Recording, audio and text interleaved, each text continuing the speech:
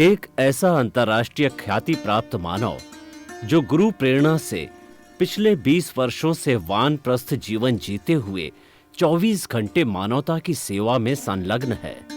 एक ऐसा मानव जो अभी राष्ट्रीय, अंतर्राष्ट्रीय टीवी चैनलों पर 7,500 एपिसोड के माध्यम से सनातन सत्य, आत्मविज्ञान एवं पुनरुत्थान, व्यवहार एवं निश्चय जगत के जीवनोपयोगी विषयों पर हृदय स्पर्शी प्रवचन कर चुका है। उस मानव का नाम है महात्मा उपासक प्रोफेसर डॉक्टर सोहन राज तातेड़। प्रोफेसर तातेड़ द्वारा योग, दर्शन, शिक्षा विषयों पर रचित पीएचडी स्तर के 250 शोध ग्रंथ भारत के 100 प्रतिष्ठित विश्वविद्यालयों में शोधार्थी पढ़ रहे हैं तथा वे सभी शोध ग्रंथ वहां की सेंट्रल लाइब्रेरियों में उपलब्ध हैं। महात्मा सोहन राज ने अभी तक हजारों स्कूलों, कॉलेजों, विश्वविद्यालयों एवं संस्थाओं में सेमिनार, वर्कशॉप, कैंप लगाकर लाखों विद्यार्थियों को योग, दर्शन, शिक्षा का प्रशिक्षण देकर उन्हें सुसंस्कारित किया।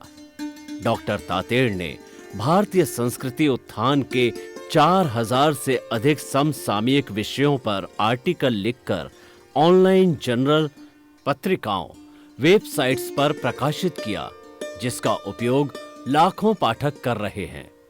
उपासक तातेड़ के 5,000 से अधिक आज का सुविचार, आज का शुभ संदेश, आज का मंगल भावना योग आदि चिंतन websites, Twitter, blogger, Facebook, YouTube माध्यमों से लाखों लोग अपना जीवन निर्माण कर रहे हैं। मानवता के मसीहा ऐसे महामानव महात्मा सोहन राज तातेड़ के प्रोफाइल को अभी तक विश्व के 20 लाख दर्शक यूट्यूब पर, 12 लाख गूगल पर एवं लाखों दर्शक फेसबुक, ब्लॉगर, ट्विटर और इंस्टाग्राम पर देख चुके हैं। आइए सुनिए, देखिए, समझिए सनातन सत्य। जैसी दृष्टि वैसी सृष्टि, दृष्टि विज्ञान, कुदरत, कुदरती रचना एवं कुदरत के कानून से शाश्वत सुख की प्राप्ति। जोधपुर के परम पूज्य महात्मा उपासक प्रोफेसर डॉक्टर सोहन राज तातेड़ के निर्देशन में सनातन सत्य, जैसी दृष्टि वैसी सृष्टि, दृष्टि विज्ञान।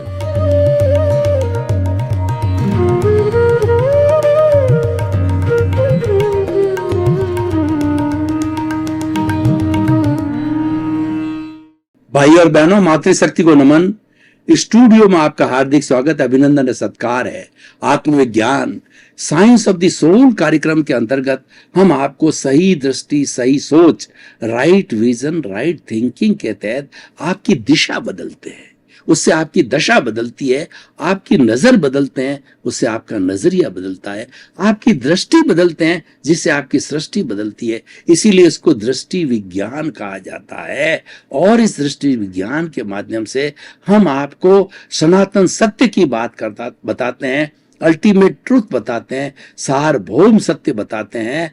उससे आपको प्राप्ति होती है शाश्वत सुख की, इटर्नल सुख की, जो कि सुख कभी भी जाता नहीं है, परमानेंट रहता है। ये सारा कार्य हम अलग अलग एपिसोड्स जो से सपोर्टिंग होते हैं उसके माध्यम से करते हैं। तो आज बहुत सुंदर एपिसोड लेकर के हम आपके सामने उपस्थित हो रहे हैं। आज का हमारा विषय है संग्रह और विसर्जन। भाई और बहनों, संग्रह और विसर्जन ये लॉ ऑफ नेचर है, ये प्रकृति का नियम है। और ये दोनों संतुलन में चलते हैं तो हमारी प्रकृति अच्छी रहती है। प्रकृति एक तो पूरा कॉस्मॉस है, पूरा वर्ल्ड है, पूरी दुनिया है, पूरा संसार है, पूरा लोक है। और एक हमारी प्रकृति मन वचन काया, जिससे कि हमारा शरीर का संचालन होता है, वह भी प्रकृति होती है। और अगर हम जो है बात करें हम आयुर्वेद की भाषा में, तो वात पित्त का प्रकृति होते हैं। अगर हम गुणों की बात करें तो रजोगुण, तमोगुण और सतोगुण, ये भी प्रकृति है। इनका संतुलन रहना और वात पित्त कफ का संतुलन रहना, मन वचन काया का संतुलन रहना, वह भी प्रकृति है और वह संतुलन संसार का नियम है। संग्रह और विसर्जन ये संतुलित रहना, ये प्राकृतिक नियम है, लॉ ऑफ नेचर है।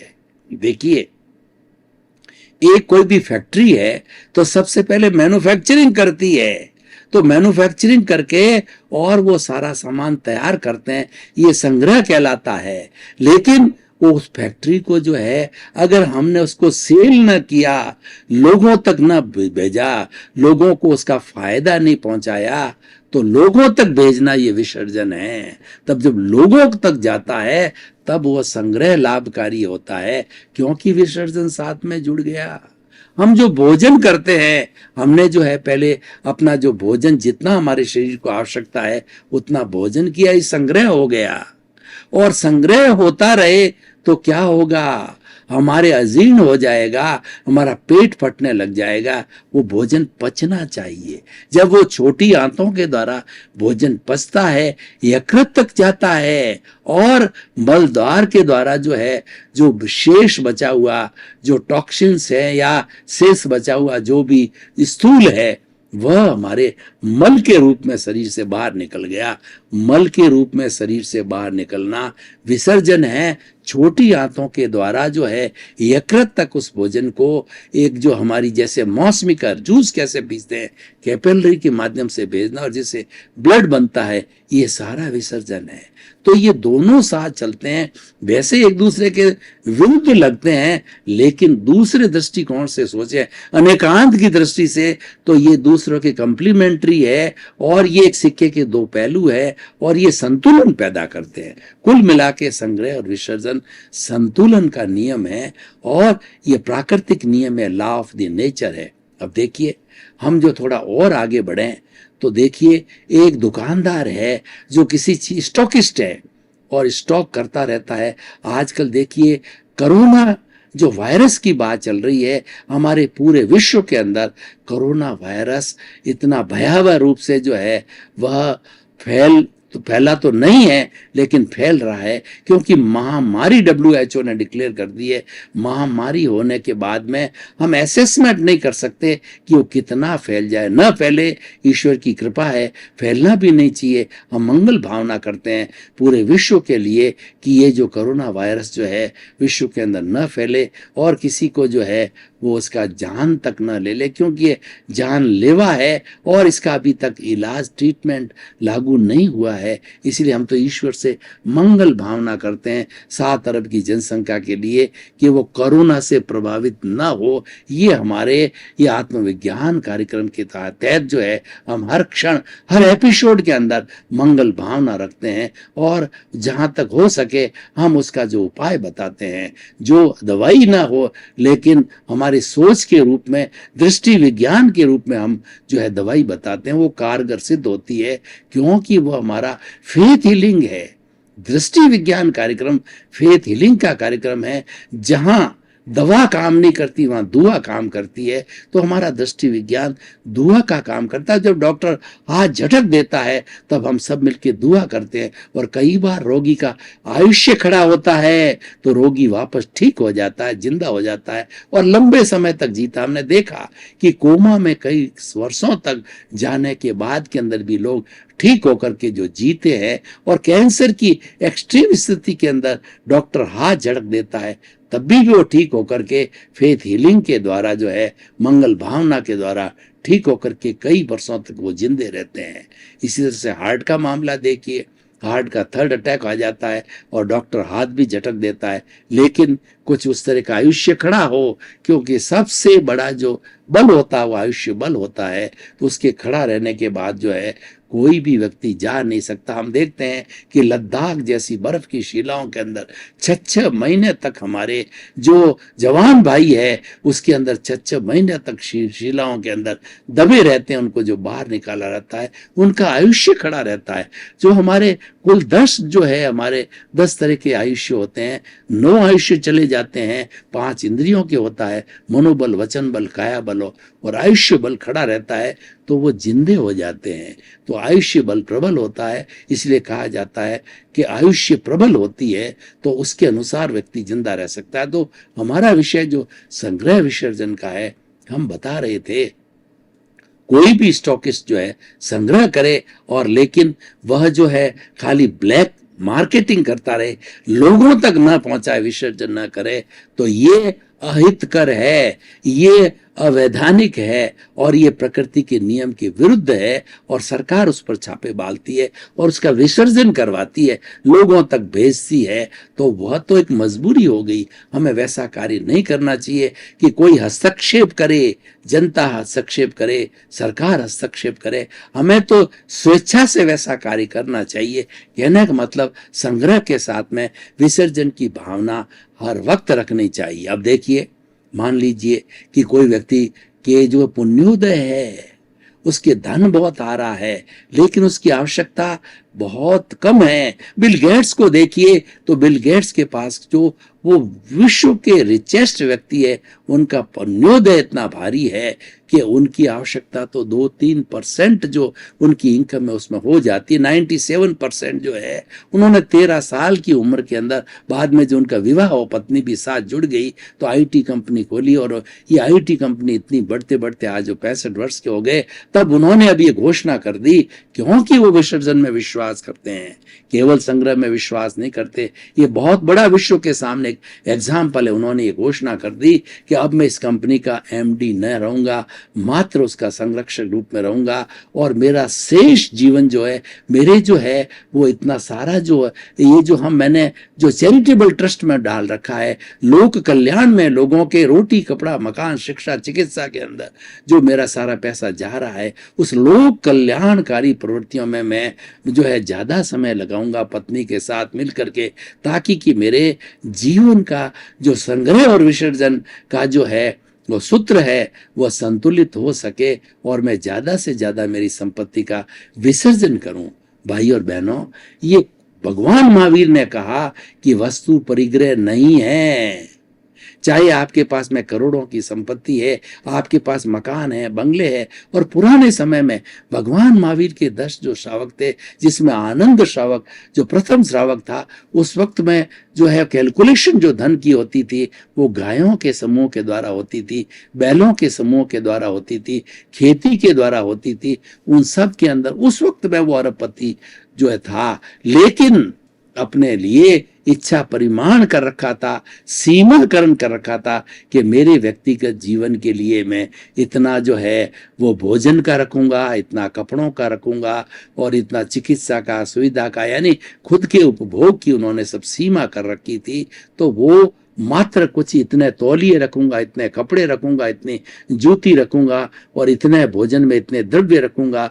इन सब चीजों का कारण क्या था कि उनका मुमुक्षा भाव था, उनकी संग्रह के प्रति अनासक्ति थी, और वो सारा पैसा विसर्जन में जाता था। तो इसीलिए भगवान ने, महावीर ने कहा कि वस्तु संग्रह परिग्रह नहीं है। वस्तु के प्रति जो है संग्रह की भावना, व्यक्ति के प्रति, उस वस्तु के प्रति आसक्ति की भावना, वस्तु के प्रति ममत्व रखना जो है, वह भावना वो परिग्रह है। इसीलिए विसर्जन, संग्रह के साथ में विसर्जन करो। जो कुछ भी आपको प्रकृति ने दिया है, आपके जो है शुभ कर्मों ने दिया है, आपके पुण्योदय ने दिया है, तो जितना आपका और आपके परिवार के लिए आवश्यक हो, उसके अतिरिक्त जितना भी हो, उसका सब उस संग्रह का विसर्जन करो, उसको इकट्ठा मत करो। और कई बड़े लोभी जीव होते हैं, वो संग्रह करते रहते हैं, संग्रह करते रहते हैं। 1 मकान चाहिए, 10 मकान खड़े करते हैं।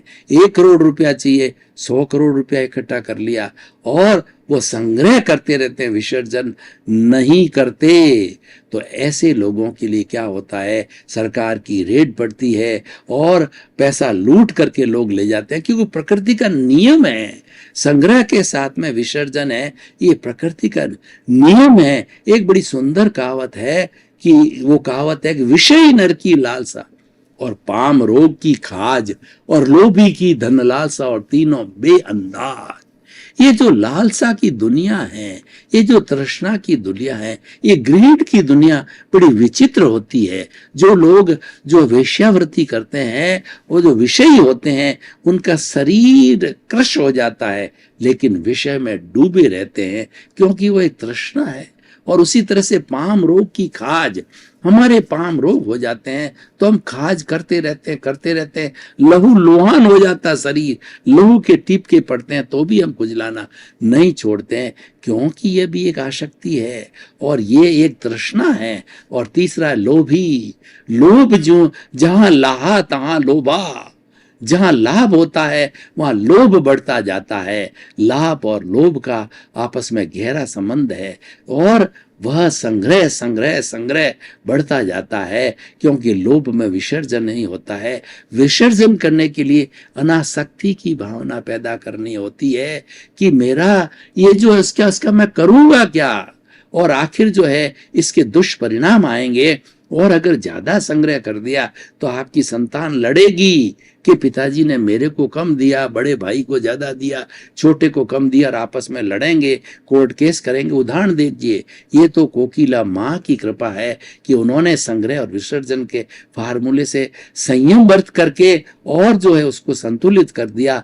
वरना आज सोच सकते हो कि इतना बड़ा रिलायंस ग्रुप है जो है अपना मुकेश भाई और अनिल भाई की क्या हालत होती। लेकिन भगवान का शुक्रिया है और कोकिला माँ की सूझबूझ है, उन्होंने संग्रह और विसर्जन के संतुलन के फॉर्मूले को देखा और उनके बीच में ठीक किया। तो हम ये कहना चाहते हैं कि जितने बड़े बड़े हमारे हिंदुस्तान के कॉरपोरेट ग्रुप है, टाटा है, बिरला है, डालमिया है, सिंघानिया है, और उन लोगों ने ये संग्रह और विसर्जन के फॉर्मूले को बहुत अच्छी तरह से समझा।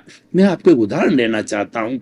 हम के भारतवर्ष के बहुत पुराने घनश्याम दास जी बिरला, जो कि बहुत बड़ा ग्रुप है बिरला समूह का, उन्होंने अपने बेटे बसंत कुमार को पत्र लिखा कि हो भे चिरायु बसंत कुमार, ये जो धन संपत्ति अपार तुम्हें मिली है ये तुम्हारे पुण्योदय के कारण है, लेकिन ये धन संपत्ति तुम्हारी नहीं है। ये संपत्ति सारी दुनिया, ये सारी लोग की है। ये पब्लिक प्रॉपर्टी, इसको अपनी मत समझना, और तुम्हारी कोई भी संतान कपूत निकले उसको एक धेला मत देना, और तुम जो है तुम अहंकार मत करना, लोभ में मत जाना, इंद्रियों का संयम करना, योग करना और ट्रस्टीशिप में विश्वास करना, संग्रह और विश्वास में विश्वास रखना कि जो कुछ भी मेरी आवश्यकता है उसके अतिरिक्त है उसका जो विसर्जन करो। तब बिरला जी ने अपने समय के अंदर जो है कितने बिरला मंदिर बनाए, कितनी धर्मशालाएं बनाई, कितनी वाचनालय बनाए और कितने हॉस्पिटल बनाए,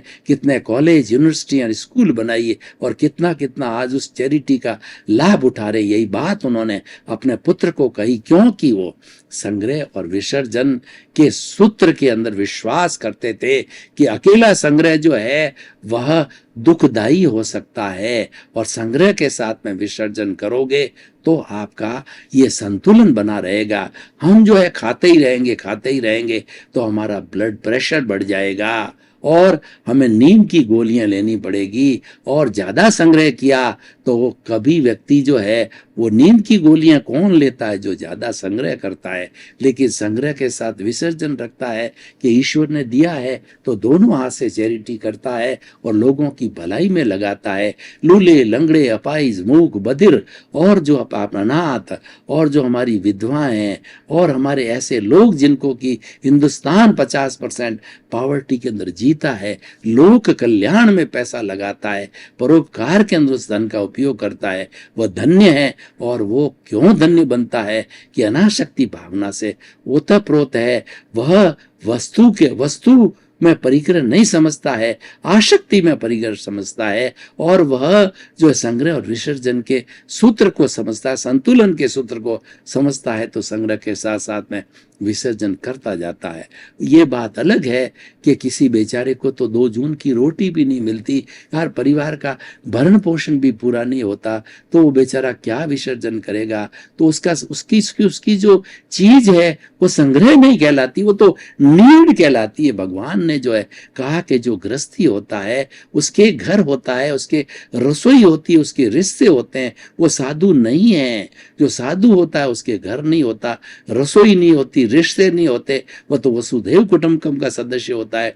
वो भिक्षा मांग कर खाता है, जो कुछ भी वो समाज से लेता है, क्योंकि समाज को ज्ञान देता है। समाज के दो तिन्नानम तार्याणम है, खुद तरता है और समाज को जो है इस दुनिया से तारने के सूत्र बताता है, ज्ञान देता है। तो लोग उसको अपने आप साधु महात्मा को जो है वो भिक्षा देते हैं, बड़े सम्मान के साथ में भिक्षा देते हैं। वो भिक्षा भिखमंगे की भिक्षा नहीं कहलाती है, वो सम्मान के साथ दी गई होती है। वो हमारा जो है वो दान कहला जाता, संयति दान कहला। वो भिक्षा जो है वो भिखारी को भिक्षा देना, संयति को भिक्षा देना में रात दिन का अंतर है। वो संयति दान कहलाता है, क्योंकि उसका जीवन जो है अहिंसा की भावना से ओतप्रोत होता है। तो भाई और बहनों, हम कहना चाह रहे थे, नीड जायज है, ग्रीड है, ये संग्रह है। महात्मा गांधी ने कहा कि आप नीड का अवश्य उपयोग करिए, अपने परिवार के लिए रोटी, कपड़ा, मकान, शिक्षा, चिकित्सा सुविधा को जरूर जरूर जुटाइए, प्राथमिकता दीजिए। उसके अतिरिक्त जो होता है उसमें मत जाइए, वो आपकी ग्रीड है। ग्रीड के लिए कहा गया, भगवान महावीर ने कहा कि जो है ये संसार के अंदर जितनी भी सुविधाएं हैं, वो सारी सुविधाएं, सारा धन संपत्ति, क्योंकि व्यक्ति की जो तृष्णा है वो आकाश के समान अनंत है। एक व्यक्ति को सारी सृष्टि का धन दे दिया जाए तो भी वह नहीं धापता है, क्योंकि वह तृष्णावान है, वो संग्रह वृत्ति का है। लेकिन अगर विसर्जन की भावना उसमें आती है, कि छोड़ने की भावना आती है, त्याग की भावना आती है, और एक्युमुलेशन को छोड़ करके वो डोनेशन की बात में जाता है, वो विसर्जन में जाता है, तो उस व्यक्ति का जीवन सार्थक होता है, संतुलन होता है, और सही मायने में वो अच्छा इंसान बनता है। तो भाई और बहनों, आज मैं इस एपिसोड को जो है ओपन टू द ऑडियंस करता हूं, और मैं ये आप लोगों की राय जानना चाहता हूं कि संग्रह और विसर्जन के संतुलन का सूत्र आपको कैसा लगा, इसकी क्या सामाजिक रिलीवेंस है, इसकी क्या जो है उपयोगिता है, और ये मनुष्य को जो है क्या दे सकता है, समाज को क्या दे सकता है, विश्व को, राष्ट्र को क्या दे सकता है। तो मैं कहना चाहूंगा, it is a law of the nature. ये जो भी पालन करेगा वह प्राकृतिक जीवन जिएगा, और उसके फल हमेशा अच्छे रहेंगे, क्योंकि जो नेचुरल लॉज है, लॉ ऑफ द नेचर है, वह हितकारी है, सबके कल्याण के लिए होते हैं। क्योंकि नेचर तो हमारी माँ है, वो हम सबको जन्म लेने वाली है।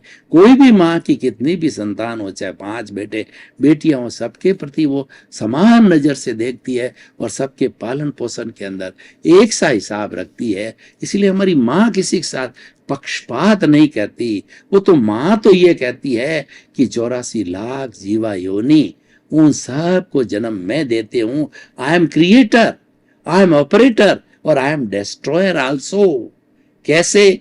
कि कोई भी जो 5 भूत है, पृथ्वी, जल, अग्नि, वायु और आकाश, ये मैं कुदरत हूं, ये मेरी कुदरती रचना है। और मेरा कुदरत का कानून क्या है कि इन 5 भूतों से मैं हर प्राणी को जन्म देती हूं, और उससे उनका पोषण करती हूं।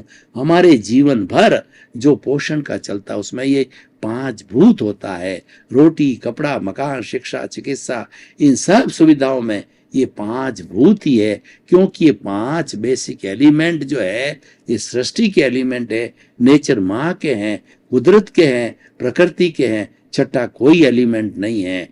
और जब कोई भी प्राणी जन्म लेने के बाद के अंदर राम नाम सत्य होता है, वो भी जो है, जो क्रिएशन, ऑपरेशन और डिस्ट्रक्शन, वो सब सृष्टि, पृथ्वी माँ, वो नेचर करती है, कुदरत करती है।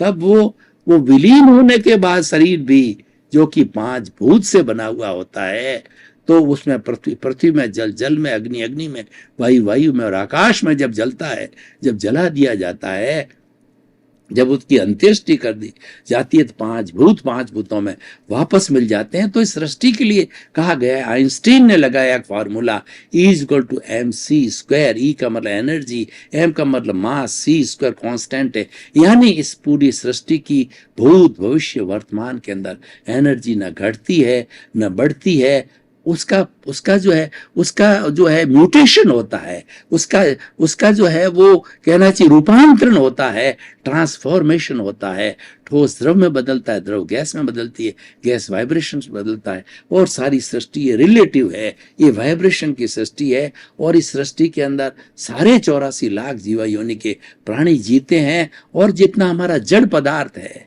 तो हमारा रोटी है, कपड़ा है, मकान है, और ये शिक्षा चिकित्सा, ये जितने भी जड़ पदार्थ है, ये हमारे सहयोगी है, ये हमारे साधन है। इसके बिना हमारा जीवन नहीं चल सकता। तो दुनिया जो सृष्टि है हमारी, कुदरत माँ है, जड़ और चेतन 2 पदार्थों से ही जो है वो बनी हुई है। और हर व्यक्ति के जैसे जैसे कर्म होते हैं, उस कर्म के अनुरूप ही वो संजोग जुटाती है, और सारा जड़ और जो है चेतन के माध्यम से ही दुनिया चलती। तो हम कहना चाहते हैं कि निष्कर्ष की भाषा में कि 7 अरब की जनसंख्या अगर संग्रह और विसर्जन के फार्मूले में विश्वास करे और इस लॉ ऑफ नेचर को माने, तो ये कोरोना जैसी बीमारी को हम विजय प्राप्त कर सकते हैं। और ये कोरोना जैसी बीमारी पैदा भी हुई है, ये असंतुलन के कारण हुई है कि हमने संग्रह और विसर्जन के फार्मूले को सही नहीं समझा, हमने लॉ ऑफ नेचर को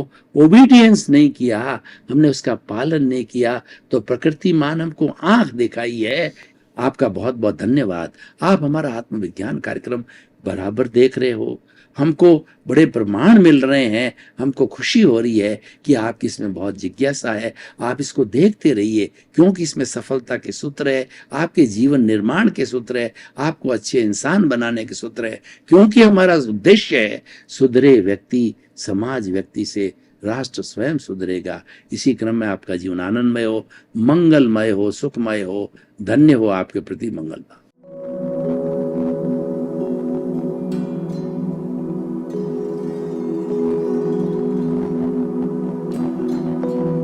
एक ऐसा अंतर्राष्ट्रीय ख्याति प्राप्त मानव जो गुरु प्रेरणा से पिछले 20 वर्षों से वानप्रस्थ जीवन जीते हुए 24 घंटे मानवता की सेवा में संलग्न है।